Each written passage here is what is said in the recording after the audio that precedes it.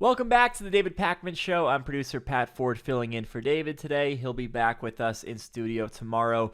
Fox News' Laura Ingraham is apparently sick of covering for Donald Trump's disastrous war in Iran. She must not be wanting to talk about it all that much anymore, especially night after night on her Fox News program. But it's kind of one of those things you have to talk about when the president decides to wage a war in a foreign country that is capable of resisting for a long period of time. So we have Laura Ingraham saying that we got to get out of this thing. It's time to wrap it up because we have the midterms coming up, and this could be the type of thing that costs Republicans the midterms. She says that the clock is ticking for Trump to get out of there and resolve this thing. So will Trump take the message? Probably not, but here is at least the argument that she laid out. And with the midterm elections a little more than 100 days away, the clock is ticking for President Trump to get out of this war before voters head to the polls. It's making a lot of Republicans nervous. It's already, as we know, unpopular. According to the New Washington Post Ipsos polls, 69% of Americans disapprove of the handling of this conflict.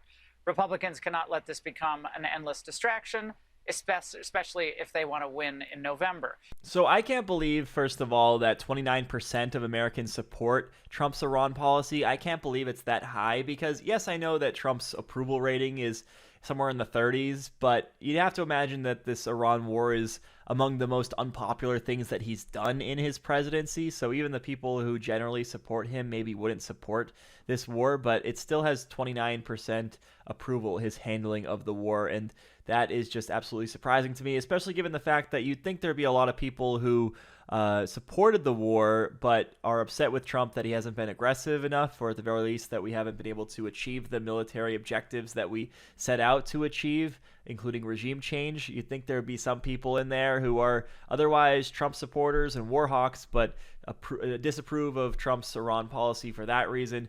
But nevertheless, 29% is still enough for Laura Ingraham to say that it's time to bring an end to this Iran war, Donnie boy. Otherwise, it's going to cost you the midterms.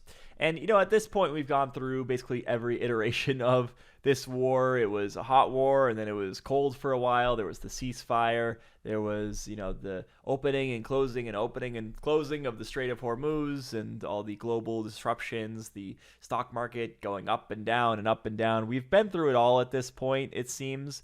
And we've also gone through a period of time where everyone was saying that Trump lost the war. Even Republicans who were upset that he didn't continue it were saying that this kind of looks like defeat. It looks like surrender. We're not, at the very least, ending up in a better situation than we were in when we had the Obama-Iran deal. So a lot of people were saying this is a big L for Trump.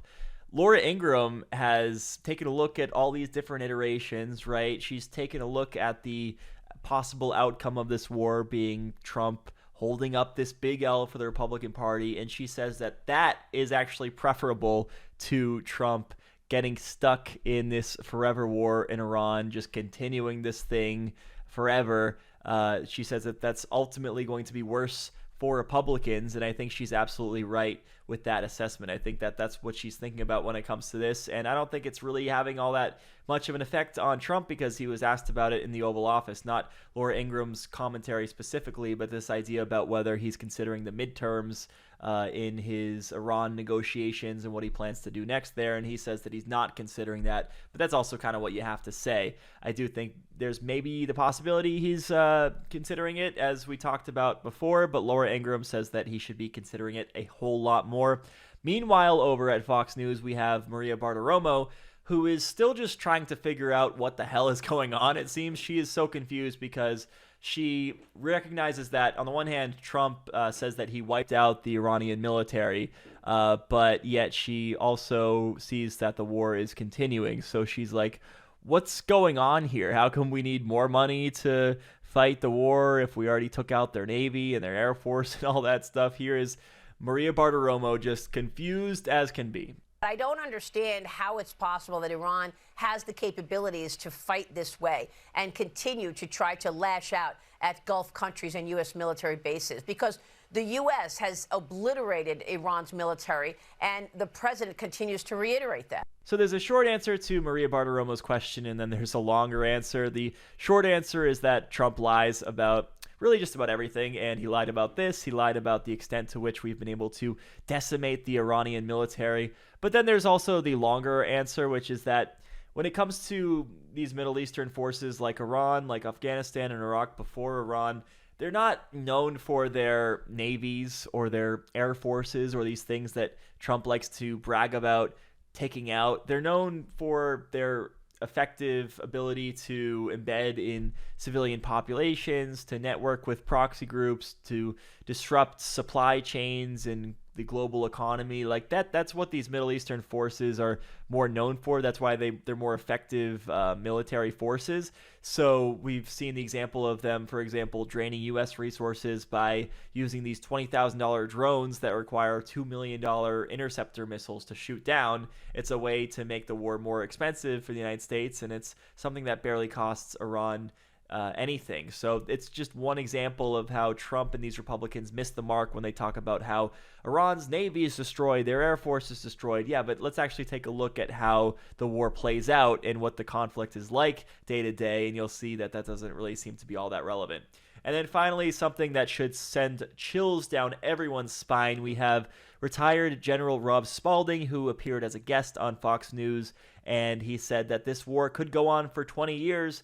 Now, is he saying this as a warning? Is he saying this like in the same way I do, which is that this Iranian conflict could end up going on for 20 years, so we have to make sure that we put a stop to it now so it doesn't get to that point? No, he's nonchalantly saying, look, our other recent conflicts like Iraq, Afghanistan, they lasted something like 20 years, so what's the problem with this one lasting 20 years? Get a load of this. No, I don't think, the Pentagon has done a great job of restocking the munitions. I don't think that's an issue at all. But I do expect that we're going to be there a long time. Operation Northern Southern Watch went on for, almost 20 years, I think. So I think this is going to be something similar. We're going to have to stay there. Those guys aren't going to change their behavior. We have to adapt. And I think, we're going to have to get the Gulf states and those that rely on the oil coming from the Gulf states to help pay for this. All right, so this guy is acting as though this is no big deal because we had the 20-year war in Afghanistan, we had the 20-year war in Iran, so this is just another one of those, right? It's just another 20-year conflict. Well, no, the American public, they're not used to these wars, they're not okay with these wars, they're sick of these wars, we're sick of these forever wars, and Donald Trump himself campaigned against these forever wars. He said that he was going to end all the wars, but instead, of course, we've seen the exact opposite, and this is how it happens, right? It's the same pattern every single time. It's just supposed to be a few-week conflict, and then a few weeks turns into a few months, and then that turns into a few years. Then we're talking about a few decades, and I don't often agree with Laura Ingraham, but on this one, I certainly agree with her over Rob Spalding. I know she wants to get out of the war to bring about a favorable result for Republicans in the midterms. I just want to see peace. I just want to see the tragedy over there stop. Obviously, no matter how it ends at this point, it's going to be an embarrassment to the United States, but hopefully we can prevent it from getting a whole lot worse.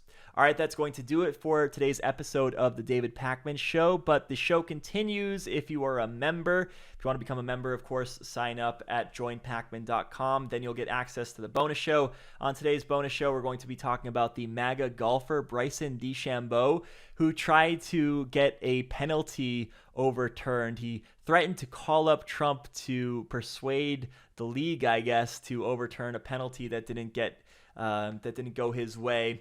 Clearly inspired by the decision that Trump made to call up the FIFA president to get him to overturn the red card against a U.S. player ahead of U.S.'s game against Belgium recently. So there's that story that we're going to talk about, and then we're also going to talk about how Donald Trump is just sitting on the war chest that he has. He has this massive war chest that he should be using to spend on 2026 candidates to help them win in their midterm races, but instead he's just hoarding all the cash, and he's probably going to direct it to his presidential library or something like that.